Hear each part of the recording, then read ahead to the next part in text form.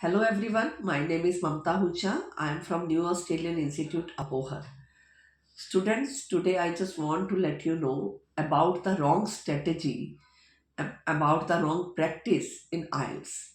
Because sometimes we don't know, we are not aware that what is the basic weaknesses in us.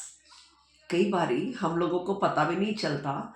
हम लोग आइल्स की classes join कर लेते हैं, PT की क्लासेस ज्वाइन कर लेते हैं और उसी की रोज प्रैक्टिस करते रहते हैं। We all know that 4 module होते हैं आइल्स के अंदर, reading, listening, writing and speaking. हम डेली उसकी प्रैक्टिस करते हैं, फिर भी हम लोगों के मार्क्स नहीं बढ़ते। कारण क्या होता है कि हमारा बेस वीक होता है। जैसे जो ग्रामर पोर्शन है, चाहे आइल्स है चाहे पीटी है, इन दोनों में ही हम लोगों को ग्रामर पोर्शन की ज़रूरत होती है। जैसे आइल्स के अंदर हम लोगों ने चाहे स्पीकिंग करनी है, चाहे एसे लिखना है, चाहे ग्राफ लिखना है, और इधर we want to write down letter.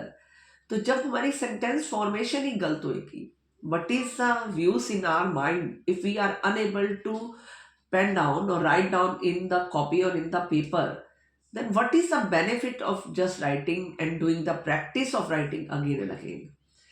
So I just want to let you know कि आप पहले अपनी ग्रामर, अपने बेस के ऊपर जरूर ध्यान दें। यदि आपकी स्पेलिंग्स वीक है तो स्पेलिंग्स के ऊपर भी प्लीज आप उसका ध्यान दें, क्योंकि लिसनिंग के अंदर, राइटिंग के अंदर spellings also play a very significant role.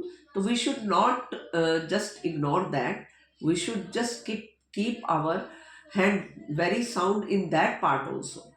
तो बेसिक ग्रामर और बेसिक सेंटेंस फॉर्मेशन और जो हमारा स्पेलिंग पोर्शन है वो भी ठीक होना बहुत ज़रूरी है। कई बच्चे अपना प्रैक्टिस रोज करते हैं पर इन चीज़ों पे ध्यान नहीं देते।